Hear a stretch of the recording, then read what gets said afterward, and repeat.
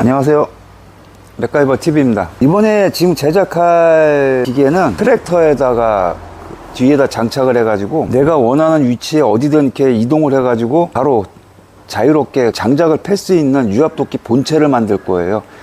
원래 저희가 유압도끼를 제작한 지 지금 20년 됐고, 그동안 트랙터 연결해서 쓸 수 있는 것도 제작은 했지만은 트랙터에 직접 걸어가지고 이제 이동할 수 있는 거는 제작을 안 했었어요. 근데 이번에 이제 트랙터에다가 직접 걸어가지고 원하는 곳 어디든지 가서 작업을 할 수 있게끔 디자인을 지금 기존에 있는 모델 가족용에서 좀 파생형으로 해가지고 제작을 지금 할 겁니다. 그래서 지금 5대를 제작하려고 레이저 가공들을 해왔고요.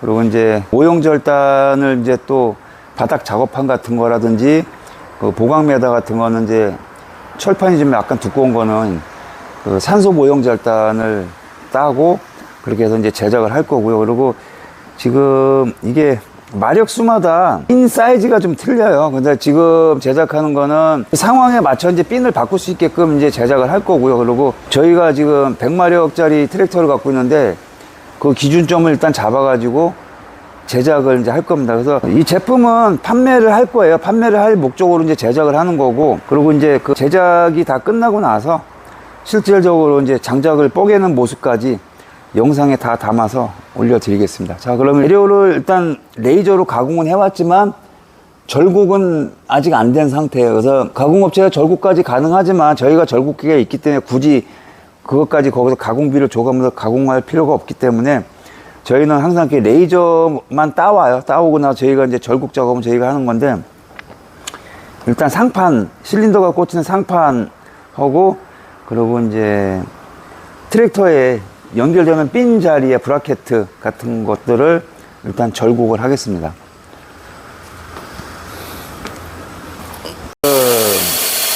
작업판 바닥에 그 나무 올려놓고 이제 장작 뽀개를 쓸 작업판을 지금 모형 절단을 하고 있습니다. 지금 두꺼운 소재들은 산소로 지금 모형을 작업하고요. 그리고 구티 이하들은 이제 레이저로 가공하려고 레이저 다 가공 맡겨놨고요.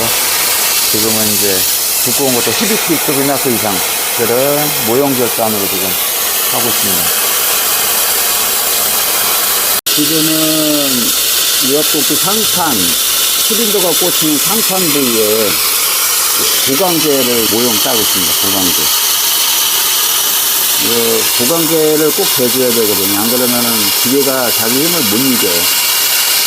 보강제를 지금 따고 있습니다. 이번 공정은 유압도끼의 주축이 되는 기둥을 지금 재단 작업을 하고 있습니다. 파이프가 250에 60짜리거든요. 지금 이거를 길이를 850으로 지금 계단 작업을 하고 있습니다.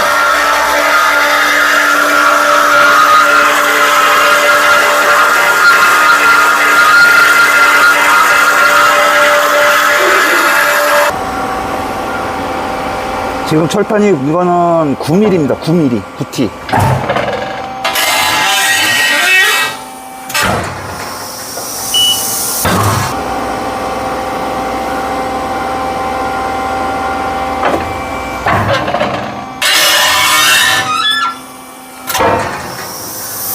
이거는 작업판 밑에 보강제인데 이것도 치수가 지금 9T로 들어갑니다. 9T.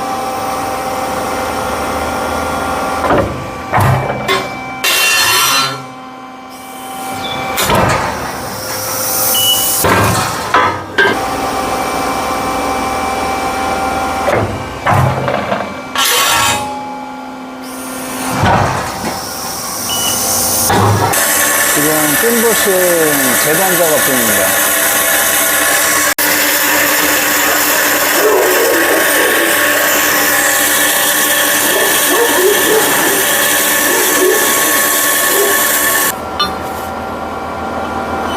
이거는 핀 브라켓 절곡인데 이것도 9T가 들어갑니다. 9T.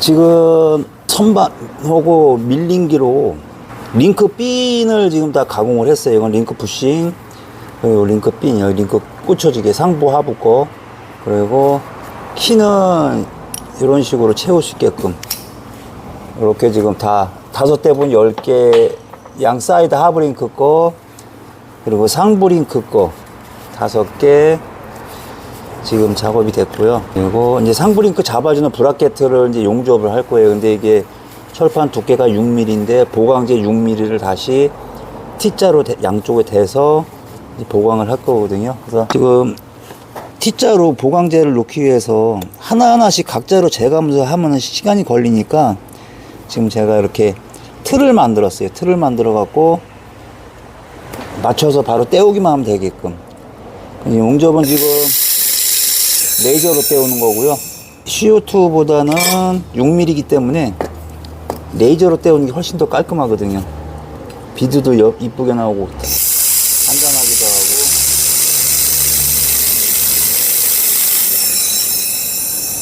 이제 보시면은 용접면이 이렇게 비드가 거의 환상이에요. 환상. 그냥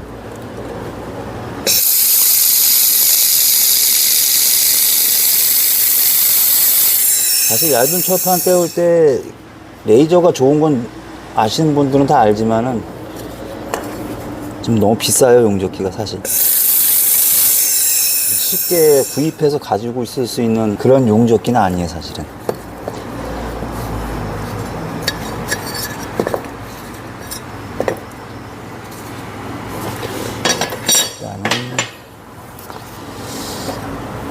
이게 좌우 대칭이 있어요. 또 좌우 대칭에 맞춰서 떼어야 되기 때문에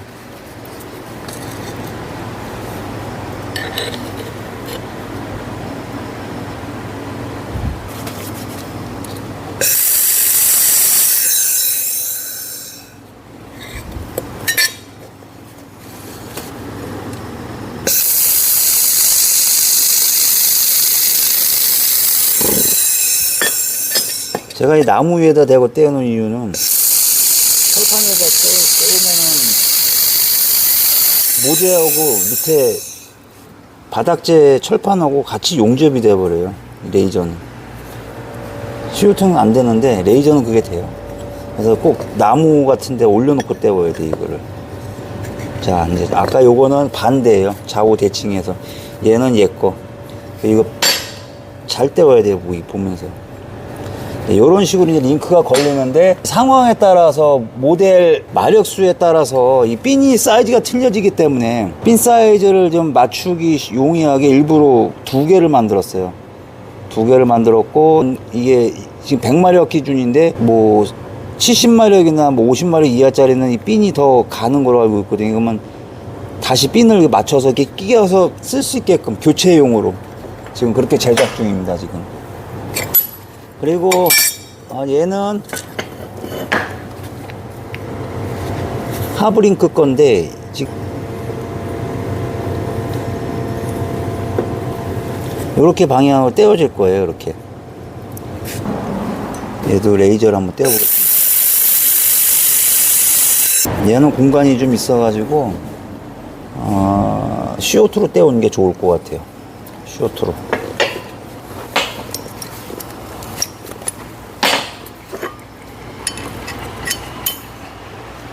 여기는 사실 이게 좀 길어요. 근데 핀이 이게 긴 게 지금 없어가지고 여기는 아예 고강도 볼트로 채울 거예요. 왜냐하면 여기는 뺐다 꼈다 하는 부분이 아니기 때문에 여긴 고강도 볼트로 채우고 하브링크를 여기다 이제 끼면은 그때 이제 탈부착이 용이하고 이제 작업이 빨라야 되기 때문에 그때 얘를 이제 여기서 사용하는 겁니다. 이렇게.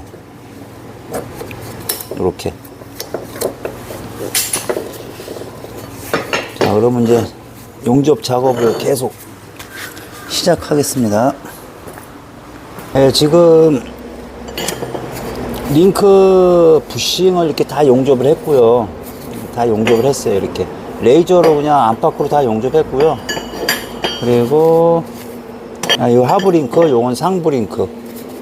상부링크가 이렇게 용접을 여기다 했더니 이게 6T인데도 약간 열 변형이 있어 휘어가지고 일일이 다 폈어요. 이거를 피고, 그리고 이제 링크 지지대를 이제 디귿 잔넬 150짜리를 사용하고요. 그리고 그 하브링크 브라켓을 여기다 이제 용접을 할 거예요. 이렇게 용접을 해서, 이거는 CO2로 해야 돼요. 이게 지금 9T라 이거는 CO2로 해주는 게 좋아요.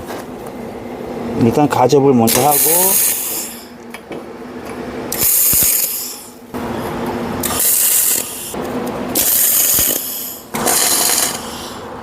이제 이런 식으로 이제 용접을 하는 거거든요. 이런 식으로. 그리고 핀은 제가 다 뺐어요. 왜 뺐냐 하면은 하브링크 핀이 28mm인데 요게 27.8mm로 선반 작업을 했어요. 그래갖고 볼이 딱 들어갔을 때 유격이 없게끔 타이트하게. 근데 지금 0.2mm의 공차인데 0.2mm가 여기다 페인트 칠을 하게 되면은 0.2mm가 오버할 수가 있어요. 그러면은 볼이 잘 안 들어가요. 근데 그 볼을 집어넣으면 어차피 페인트가 다 벗겨지거든요.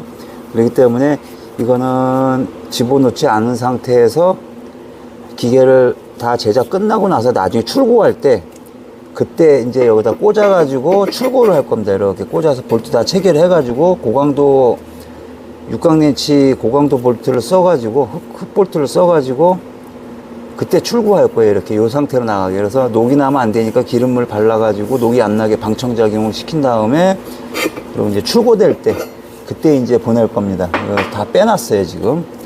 이렇게 일단 가져해 놓고 풀 용접을 하고, 지금 이게 제가 원래 기존에 있는 기종에다가 파생형으로 만드는 거기 때문에 사실 설계 뜨는 시간은 한 20분밖에 안 걸렸어요. 20분. 어차피 다 거기서 거기고 응용을 하는 것 뿐이기 때문에. 그리고 이게 5대분을 지금 만드는데 이게 확실히 될지 안 될지 모르는데 5대분을 만드는 거는 위험한 일일 수도 있는데, 사실은 뭐 걱정은 안 해요. 어차피 제가 한 해 이틀 한 것도 아니고 기존에 있는 거에 대한 파생용이기 때문에 작동이 안 되고 되고는 전혀 걱정 없습니다. 무조건 돼요. 100%예요, 100%. 그렇기 때문에 신경 안 써요.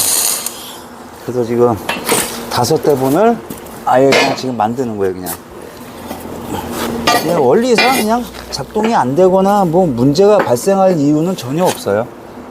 이게 지금 이제 처음 시작해보고 처음 만드는 거라 그러면 조심스럽게 이제 만들어보고, 하나만 만들어보고 테스트도 해보고 하는 게 맞는 건데, 이거는 그 상황은 아니기 때문에. 그리고 이 브라켓에는 직각 같은 거 안 맞춰도 돼요. 지금 밑에 자체가 각이 맞춰져 있고, 그리고 이 절곡을 할 때 굳이 이거를 막 일일이 다 맞춰가면서 용접을 안 해도 되게끔 제가 절곡을 해 놓은 거라, 이 상태로 해도 다 재원이 맞기 때문에. 자, 이렇게 이제 얘는 풀 용접만 하고 나중에 이제 하브링크 핀을 이렇게 껴주면 돼요. 하브링크 그 핀을 양쪽으로 껴주고, 그리고 유압도끼 몸체에다 다시 이걸 용접을 할 거예요. 몸체에다 용접을 하고, 그리고 나서 상브링크 것도 몸체 상단에다가 용접을 해줄 거고요. 네. 풀 용접을 한번 잠깐 해보겠습니다.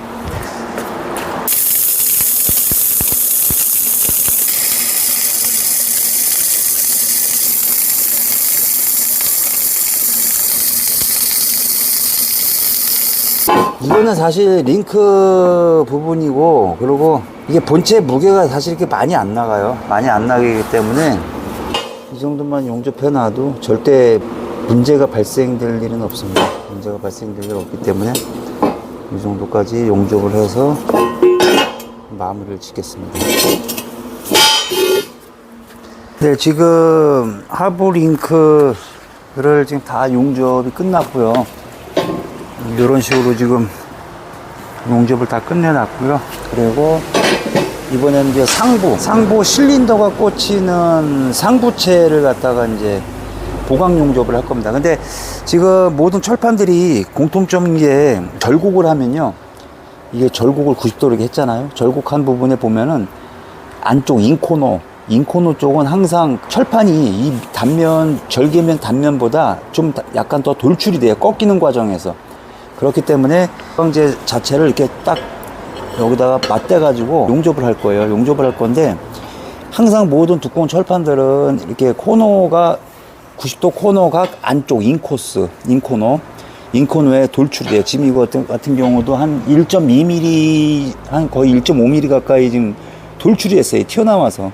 그러다 보니까 보강재 여기 딱 밀착이 안 돼요. 공간이 떠요. 그러면 보기 싫거든요. 그래서 이 코너를 갈아주셔야 돼요. 이 절개면이랑 똑같은 면으로. 그래서 일단은 연마 작업을 한번 먼저 해보겠습니다.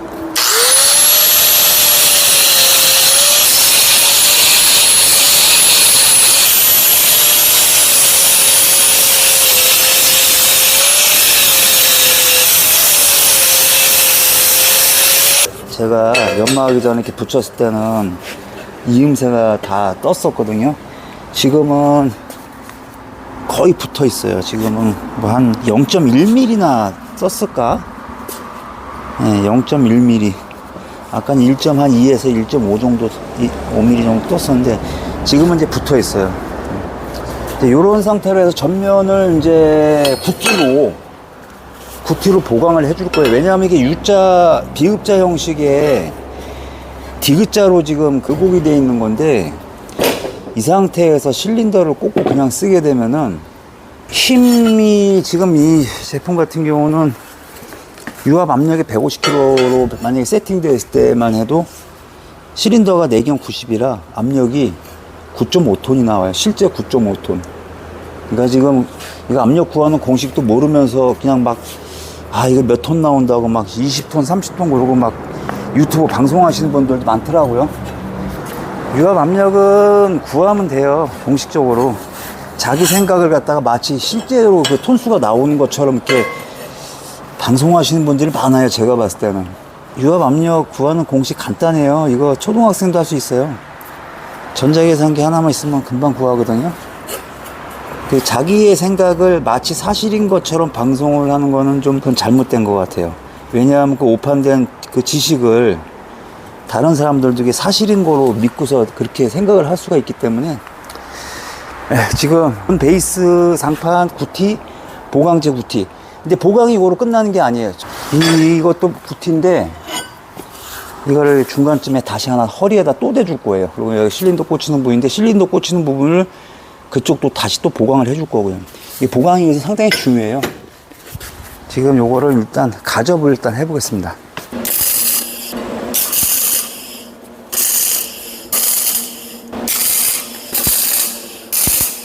이 용접기는 모재의 티수에 맞게 전류량을 잘 조절해 주는 게 굉장히 중요하거든요.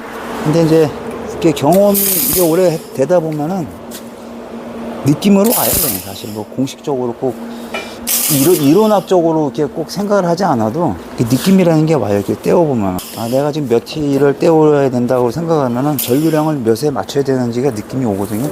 일단 이게 다 가접만 먼저 해놓을 거예요. 자, 일단은 눕혀서 안에 것도 가접 들어갈 겁니다. 이제 걔는 이제 마킹을 해야 돼요. 자, 이제 안에 이쪽에 볼트 구멍 있는 데가 실린더가 이게 꽂히는 부분이거든요. 근데 여기를 이대로 쓰게 되면 아무것도 잡아주는 게 없기 때문에 여기가 약해요. 실린더가 큰 힘을 쓰게 되게 되면 여기가 휠 수가 있어요. 그래서 같은 소재의 티수에도 휘지 않게 하기 위해서는, 그리고 기계의 무게를 증가시키지 않기 위해서는 보강을 해줘야 돼요. 그래서 여기에 같은 티수의 구티로 이렇게 이제 보강이 들어갈 건데, 이 보강이 들어갈 거면 좌우 길이도 맞고, 그리고 이 수직도 맞아야 되잖아요. 그래서 그거를 이제 맞추기 위해서 마킹을 할 건데, 이 절곡된 철이나 그리고 잔넬 같은 경우는 이 인코노가 이렇게 살짝 알각이에요. 정확히 90도가 아니고 알각이 져 있어요. 라운드로. 그러면 그 일반 기역자로는 그거를 댈 수가 없어요. 알각 때문에. 그래서 이렇게 별도의, 저희가 이제 빔 작업 같은 거 할 때 이제 주로 많이 쓰거든요. 잔넬 안쪽에 이제 그 마킹을 하기 위해서 이런 식으로 저희가 따로 제작하는 기역자들이 있어요. 이게 여기 돌기가 있어가지고 이 코너가 여기 닿을 때 밑으로 쳐지지 않게끔 이제 저희가 이제 그런 걸 주로 사용하거든요. 앞쪽과 뒤쪽이 같은 비율로 되는 위치에다가 이제 마킹을 해줄 거예요. 이제 제가 지금 마킹은 해놨고 이제 일단은 라인을 그을 거예요. 라인을 그어서 보강매달 그 라인에 맞추게 되면은 수직 각자만 돼가지고 그것만 맞추면 되거든요. 이건 사이즈별로 만들어야 돼 이거는.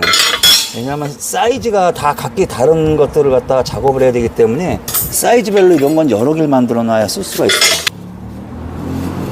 이렇게 하게 되면 정확히 직각이 나와요. 이 공구를 만들어 놓으면. 일반 이런 삼각자는 못 써요. 그리고 이제 철피를 써야 돼요. 그래야 이게 마킹한 게 지워지지 않고 식별이 좀 좋거든요. 그것도 과감하게 쭉쭉 그어야 돼요. 팍팍. 사정없이 팍팍. 자, 이렇게 해놓고 이거를 외경 라인에 맞추고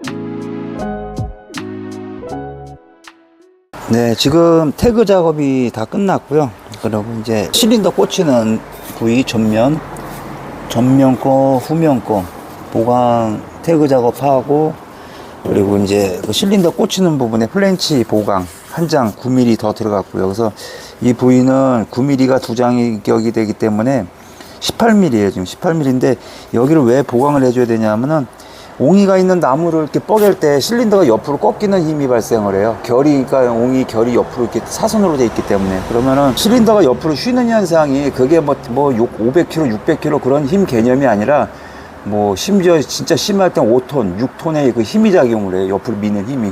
그러다 보면 실린더 로드가 견디지 못하고 쉬는 경우가 있고, 실린더 로드만 쉬면 다행인데 그것만 수리하면 되니까. 근데 여기가 보강을 안 하고 지금 플랜치 부분이 약하면은 이 철판이 같이 쉬어요. 그러면은 수리비가 많이 나와요. 여기 다 따내고 새로 작업을 해야 되기 때문에. 그래서 그런 거를 좀 실린더에 전달되는 그 힘이 플랜치 부분까지 전달이 돼서 이 부분까지 파손되는 거를 막기 위해서 플랜치 부분을 더 추가로 이제 보강을 하는 겁니다. 근데 이 보강하는 거와 안 하는 거는 차이가 굉장히 많아요. 그렇기 때문에 실린더 플랜치도 같이 추가로 이제 보강을 한 겁니다. 그래서 이렇게 태그 작업을 했으니까 제가 지금부터 이제 풀 용접을 하고, 이 작업이 끝나고 나면 이제 바닥 작업한 거기에 이제 용접 작업을 들어가겠습니다. 네, 상판은 다 용접이 끝났고요. 요번엔 용접 작업이 들어가는데 이게 바닥판이에요. 나무를 올려놓은 바닥판이고, 그 밑에 들어간 보강재, 디귿자 보강재고, 여기다가 다시 삼각형 보강재를 또 붙일 거예요. 그 한 대당 좌우 2개씩에 총 4개. 티스는 9T거든요. 9T로 해갖고 이제 4개씩 붙일 겁니다. 이렇게 해서 요거 떼우고 나면 바닥판도 다 작업이 끝나고요. 그리고 뒤쪽에 이제 기계가 여기 하단이 좁으니까 좌우로 넘어가지 않게 다시 디귿 짠넬로 가로 600mm 짜리를 쪽 하단에 다시 붙일 거고요. 거기에 또 발목을 또 용접을 해서 붙일 겁니다. 그래서 단계별로 일단 작업을 들어가고요. 일단은 여기에 삼각형 보강 메달을 일단 태그 작업을 해 보겠습니다.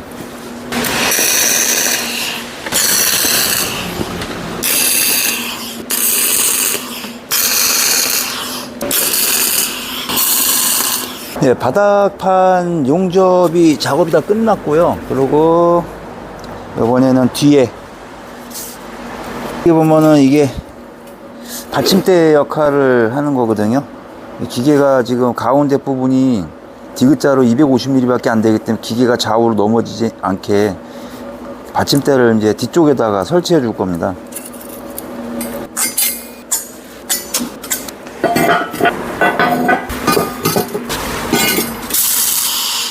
일단 태그 작업을 먼저 하고요.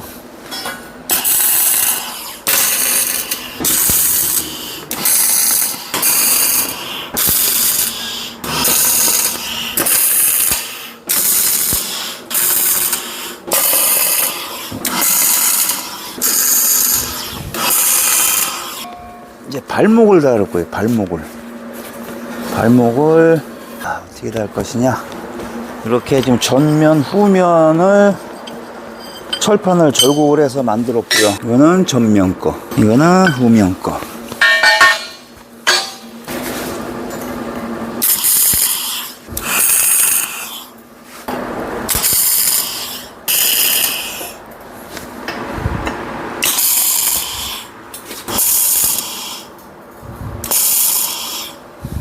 이렇게 해서 용접을 하면은 바닥 쪽은 거의 작업이 끝나고요. 그리고 이제 상판하고 기둥을 이제 용접을 한 다음에 최종적으로 다시 이제 얘하고 결합을 할 거예요. 그리고 부수적인 거, 링크 핀 같은 거 이제 용접 작업 들어가고 보강 작업도 들어가고, 아직도 갈 길이 굉장히 멀어요, 지금. 일단 이런 식으로 다 가접을 다 하겠습니다. 네, 바닥판 용접은 다 끝났고요. 그리고 이제 지금 할 일은 기둥을 이제 용접할 거거든요. 기둥 용접하면서 이게 거꾸로 뒤집어 놓은 거예요. 상판이에요, 이게. 상판하고 기둥하고 사이에 이제 보강제 S45C CBT를 양쪽으로 이제 보강을 해줄 거거든요. 일단 태그 작업을 하고,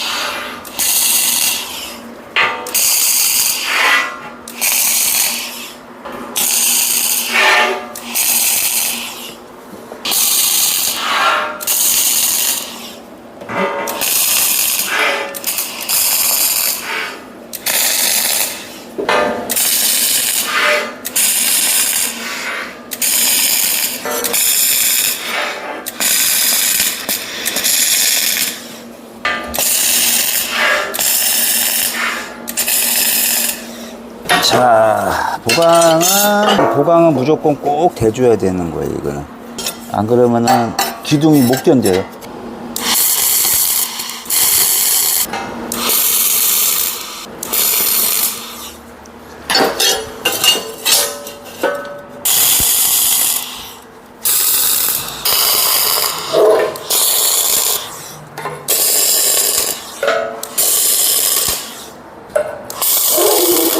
자, 이렇게 해서 계속 이제 태그 작업을 진행해 나가겠습니다.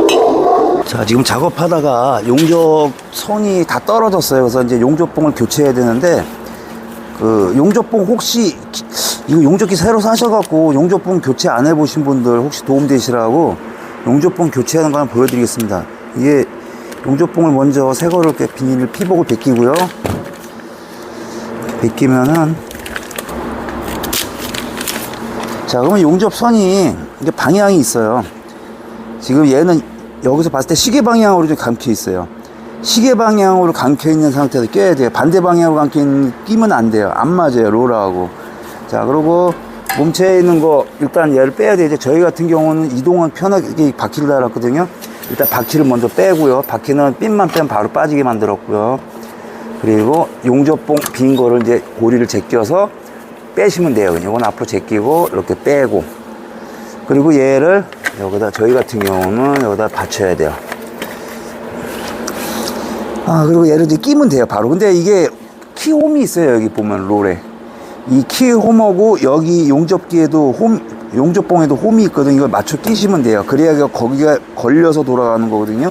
이게 안 맞으면 용접봉을 못 돌려줘요. 이 키홈에서 걸려갖고 노는 거라, 이렇게 딱 맞춰 끼우고, 그 다음에 채워주시고. 자, 여기까지 됐죠. 그러면 가위 갖다가 얘를 끊어야 되는데 여기서 조심하셔야 돼요. 일단 요것도 텐션 레버도 앞으로 제껴서 로라가 이렇게 위로 올라가게끔 해놓고 여기를 끊어줘요, 가위로. 예전에 이걸 전 다 뺐었어요. 홀다선에 있는 걸 빼서 버렸는데, 이게 5m짜리 홀다선이라, 그러면 5m의 용접봉을 버려야 돼요. 이걸 빼준 다음에 저쪽에 끝에 홀다 쪽에서 건에서 용접봉을 50mm 정도만 빼줘요. 나오는 인칭 방향, 나오는 방향으로. 그러면 그쪽에 로라 쪽에서 이제 빼주고 왔습니다. 그러면 로라 쪽에서 이 와이어 속으로 50mm가 들어가 있어요. 이제 용접봉이. 이제 제가 알뜰하게 쓰는 방법을 가르쳐 드리는 거예요. 그 다음에 여기를 일직선으로 자르셔야 돼요. 사선으로 자르면 안 돼요. 왜냐면 얘가 밀고 가야 돼요. 기존 용접봉 거의 다 쓴 거를 얘가 서로 맞대 갖고 밀고 가야 되기 때문에 이 삐딱하게 자르면 안 돼요. 그러면 각이 지기 때문에 수평으로 자른 다음에 찌꺼기는 빼내고요. 근데 이때 조심하셔야 돼요. 이 용접선을 놓치면 안 돼요. 얘는 무조건 놓치면 안 돼. 놓치면 훅 떼고 그냥 순간적으로 다 풀려버리면 이제 골치 아파져요. 절대 놓치면 안 돼요. 실수하시면 안 돼요. 여기서 로라에다 사이에다 껴주고 쭉 밀어서 여기도 로라 세라믹 로라 홈에 잘 맞춰갖고 요 속에 구멍으로 쑥 놓아주세요. 딱 걸릴 때까지. 네, 지금 안쪽 거에 걸렸고요. 이게 절대 풀리면 안 돼요. 그 다음에 세라믹 로라 위에 골 사이에 용접선이 잘 들어가는지 확인하고 그 다음에 로라를 체결해 주시면 돼요. 하고 텐션 레바로 딱 채워주고, 그러고 나서 원래는 이 홀더선에 그게 다 끝났는데 이 홀더선에 잔량이 없이 싹 용접선을 꺼냈을 때에는 여기에 인칭 버튼을 눌러서 누르면 이게 돌아가거든요. 이렇게 눌러갖고 용접선이 홀더 토치 끝에까지 나오는 걸 확인하고 이제 끝내야 돼요. 근데 얘는 기존 게 지금 사용하던 게 여기까지 들어와 있거든요. 여기까지 있거든요. 아직 새 용접선이 여기까지 들어가 미른 거예요. 지금 인칭 버튼을 누르니까 홀더 토치에서 지금 용접선이 잘 나오고 있어요. 그러면은 이 안에 있는 거를 버려야 되는데 안 버리고 알차게 써먹는 건데, 이게 10번만 바꾸면은 이게 5m, 10번 50m예요. 50m 분량의 용접선을 버려야 돼요. 그래서 예전에는 그렇게 버렸었는데 이렇게 연결을 해서 쓰면은 버리지 않고 알차게 쓸 수 있기 때문에 지금은 이제 이렇게 사용합니다. 그리고 여기 바퀴만 도로 껴주면 돼요. 그리고 참고로 이 검은색 용접선은 플락스라고 하는 용접선이고요. 그리고 황동색 띄운 거는 솔리드라고 하는 용접선인데, 플락스하고 솔리드하고는 장단점이 있어요. 플락스는 불똥이 덜 튀는 대신에 용접똥이 생기고, 솔리드는 용접똥이 안 생기는 불꽃이 많이 튀겨요. 그 특성에 이제 맞춰서 이제 쓰시면 되고, 저 같은 경우는 이제 항상 플락스를 쓰거든요. 그리고 두께는 1mm에서 0.2mm 단위로 나와요. 1mm, 1.2, 1.4, 1.6 이런 식으로. 근데 저희는 1.4를 쓰고 있습니다. 자, 이렇게 해서 용접선 교체 끝. 이제 계속 열심히 용접을 하면 돼요.